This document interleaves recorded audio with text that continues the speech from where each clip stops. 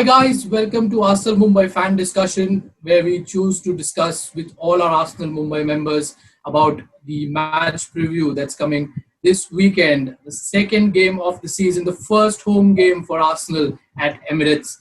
We have Brian, Sham, Akshay and Keshav with us along with Mihir who's going to co-host this session with me. Welcome everyone.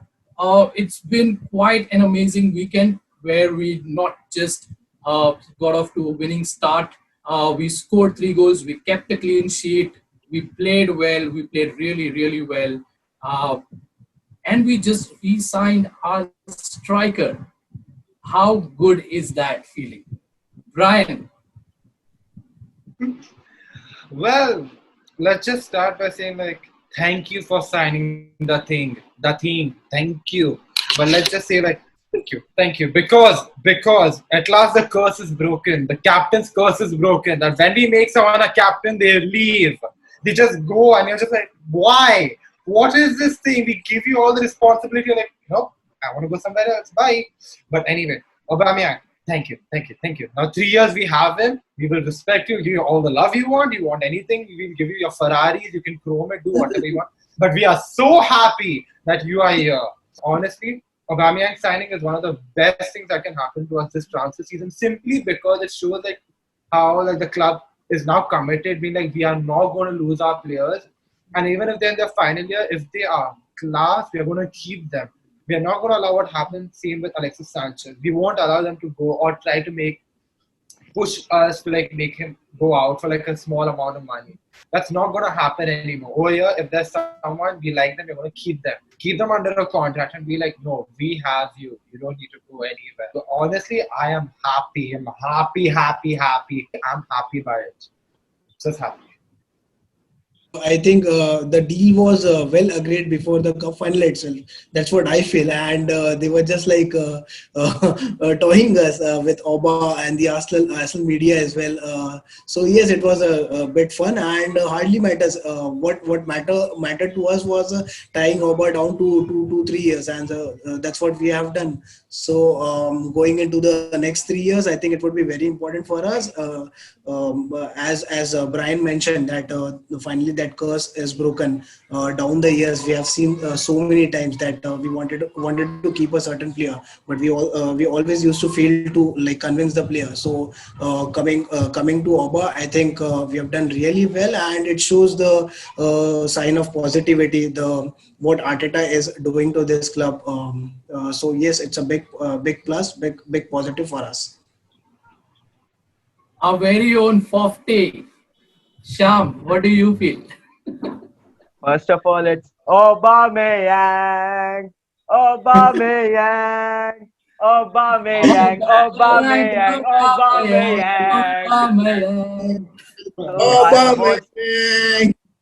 I was so thrilled. I mean, while watching the live stream as well, and I was really thrilled by the fact that all the legends in the house as well, Righty and all, they really respect him so much.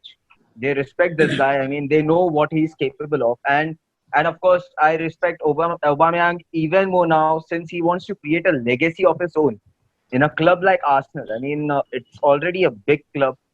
It has great legends. Or going down the years, we had Bergkamp, Henry, Adams, many big players. Big characters. And Aubameyang is challenging them. He wants to create his own legacy. And that is one big point. I mean, and I feel next year, I mean, next 3 years, the 3 years contract which he has signed, it it is actually related to Project Arteta, which Arteta had mentioned for 3 years. So I am really happy, and I am expecting a big season going forward. Personally, I believe last year what we missed is some creative midfielder who could provide assists for him. But you see, since we signed Pepe, things have changed drastically. And you need an assist machine, obviously. Striker cannot manage things on his own. I mean, you need someone for example, every good striker in any team at B, they become a good striker because they have good assist machines behind in the midfield. In our good times, we had RVP scoring 30 goals a season. Why? Because we had Fabregas, we had Nasri. Arshavin, anyone. Like, I mean, we had a midfield, we had wingers who could create opportunities. Yes, I'm very excited. You know, it feels like different, to be honest. We've already seen the reaction from the fans that it's a very big news for us. It's not a question of just the money. He's definitely here because Arteta's intervention was very positive. So it makes him feel like he's respected, he's wanted at the club, and he can do wonders. So, okay, they stretched the announcement a bit. I agree on that part, but the video, oh, Oh, best It part. makes you get jitters. It oh, makes you really. it's crazy. Like now the team is very motivated because they have the captain staying. Yeah, the Big, belief is better than ever before. It's stronger than ever before. yes, Exactly. yes. It's not just signing the captain or making him stay, but you could use him very well for the next 3 years, and he's a Exactly. top striker. Anyone could want in their team, so that's another plus. Yeah, looking forward to the next 3 seasons and Project Arteta. So, Keshav, while we're talking about Aubameyang re-signing, it's a big statement from Arsenal. It's a big statement for Arteta himself. We've already signed a couple of good players in Willian and Gabriel who've actually performed so well in the last game. We have probably our eyes on a couple of more players to get more bodies in the midfield. What do you make out of the actual, the transfer window, how it has been so far for Arsenal, and probably what's in store in the next few weeks? I would say so far so good. Just like we saw in the last game, Gabriel came coming straight into the team, and what a performance he had. Then of course Willian, he came with a very good season from Chelsea, and we knew the expectation were there from him. And like we saw, there were so many positives in his game. His partnership with Bellerin on that right flank, then his directness and his off the ball work rate. I think all these were expected from Willian, but the huge plus point was from Gabriel. He was so superb. Started a bit nervously, but then he picked it from there. Was good on the ball, winning aerial duels, won everything in the air, was so good. And apart from that, his 1v1 defending was absolutely solid. So yeah, if he does well, then we are up for a we can start to get excited. Firstly, I would say William and Gabriel, both of them played really well as their first game, and like I don't think so. They might have had a lot of practice or not a lot, and we know how Gabriel's English is not that well, and getting along with like two other centre backs who are not that experienced, Holding and Tierney, who don't, and Tierney is not even a centre back, and still having such a good partnership really showed you like wow, that is some raw talent over there. And he's so young, and it makes like it just excites you because you're just like, okay, we have a person who we have tied down to a 5-year contract, and he's just going to get better and better and better. It is not someone who gets like a bit worse or like ages. This guy is going to closer to his prime. Whereas for Willian, I was more amused about how his work ethic was. Though he played as a winger, you could see him tracking back, and I was amused by that. Like you're just like, wow, this guy is literally giving it his all. He's coming from the right winger back to the right back, and it's just like, wow. Or pushing into the mid, and you're just like, damn, like you are literally being like, I don't want to be lazy. I'm just going to run back, run forward, run back, and I'll tire my socks out so that I have to be subbed up. Like I'll be that tired, and that is something which you want to see from a player. You want to see them get tired, push themselves to the edge, make it show like you are so drained out that you cannot do anymore. Like that's what we asked. Getting Willian on a free was one of the steals in my opinion because you got like Chelsea's best player of the season on free. You had to not pay Chelsea at all. I feel we need a box to box and a creative mid. And left back, of course, if Kolasinac is sold off, then of course we need one left back because Niles is just, Foxy is just another makeshift left back for me. Again, that is not a priority as of now, but the main priority would be to replace, to have someone take place of Xhaka because he has become a very big character now in our starting 11. So, and we need someone to actually replace him because his partnership with Elneny, his partnership with Ceballos, everything is great. But then what happens when he's not there? Going forward, everything he has his hand everywhere. So I think rather than a creative mid like or, we can go for Partey. I mean, that would be a very sensible decision. In I mean, or it is just my point of view from where I'm coming from, because I really feel we need to strengthen those defensive lines first. That since going forward we have likes of Mesut Ozil, even if it's not being played or not even kept on the bench. Also, we have youngsters like Reece Nelson, Bukayo Saka, and Pepe, of course, coming up and getting into the groove. So those are quite impressive things. So again, I would really want Ozil play, with Aubameyang. So that is just my point of view. Peace out. See, talking about Arteta, I mean, as a player, everyone loved him at Arsenal, right? When he began with us. I mean, no one can ever forget his goal against Manchester City. Like, everyone remembers it, okay? So, if you go for someone like Arteta, who's like, okay, unproven, I understand, but he has worked under Pep Guardiola. In case you might have seen the video on the group recently, that even Mauricio Pochettino said that he's quite a football brain. And Arteta, I personally believe, I mean, his game plan is pretty complicated. Seems like it's tough to decipher for the opponents. When you talk about Arsene Wenger, he came, no one even knew him barely. The best part is the English media had this Arsene who. So probably the same goes with Arteta. And I think this is the best time we can get the most out of it. And the best part about Arteta is the signings he has made. I mean, as Brian stated, that Willian is just one good player to get.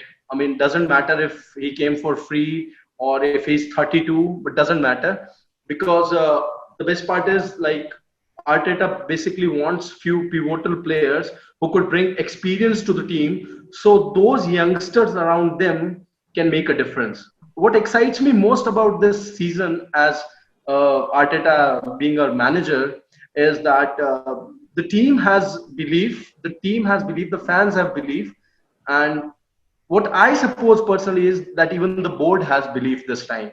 I mean, you don't see this happening more often from head coach to manager so fastly, so smoothly.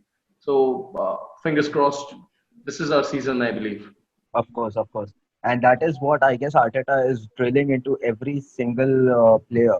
We have never been disciplined, you know, defensively disciplined so much in recent years. Quite fascinating to watch. And, every good team, every champion, league winning team has that disciplined stability at the back. They can be disciplined, and they can, everyone is tracking back and trying to help each other out, not just for the sake of defending and for the sake of running, but they want to help each other out and want to win the games and see out games, even if it is against a tough opponent. And also his substitutions are mostly on point. So sometimes you can, as a fan, you get frustrated as to why Bilek is coming or why Nelson is coming. But then you can see their influence on the pitch. So I'm really excited this season. One key point that I'd like to mention, Unai Emery was the head coach, Freddie Lundberg, head coach. Arteta started as a head coach, but now he's the manager. So the manager Arsenal got after Arsene Wenger is Mikel Arteta. I'd like to keep it that way. And coming back to Arteta, it's he doesn't have the set of players he would have liked, but he knows what are the strengths of the team he has in hand and what are the weaknesses, and he's playing to the best of it. And it's not just a boring football, he's giving you that style too.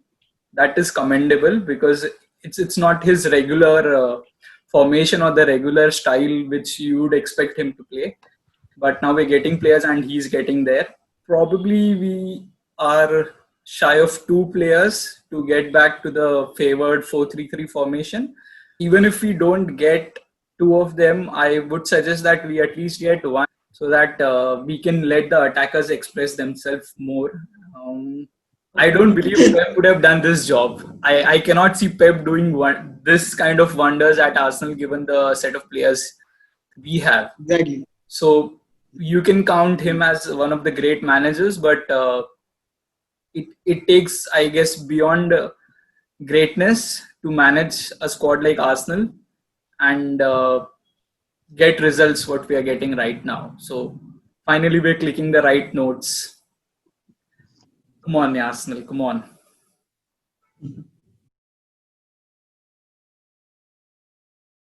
Mikel Arteta is magic. He wears a magic hat. It's a He magic. could have stayed at City, but he said But no. he said no. Fuck. No, fuck that.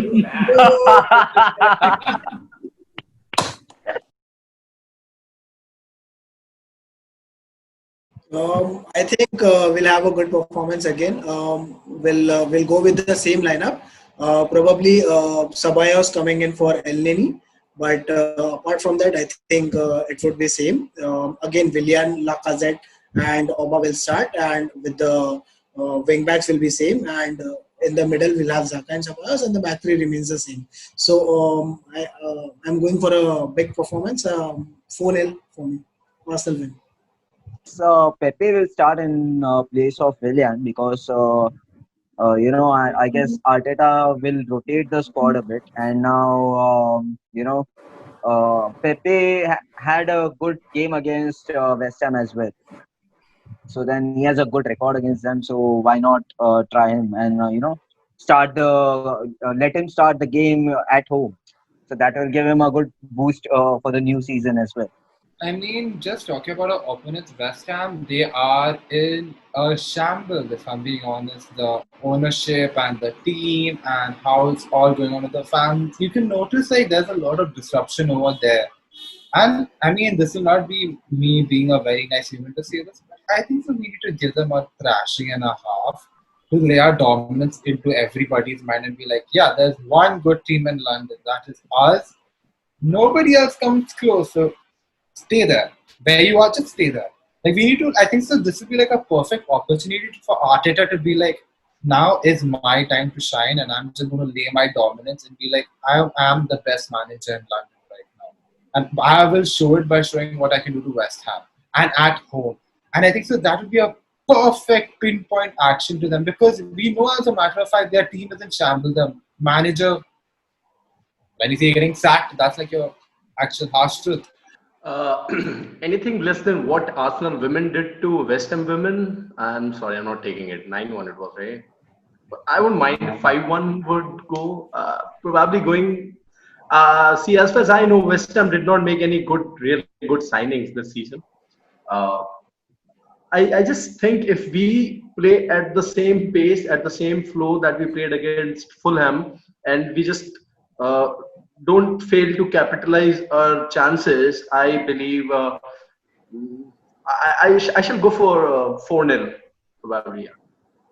We've seen Willian, how good he is in the first game, but I'm expecting more from Pepe. So first home game is a good thing to start. So that is going to be one change. And okay, Elneny is doing good, but Ceballos gives us more freedom in the midfield.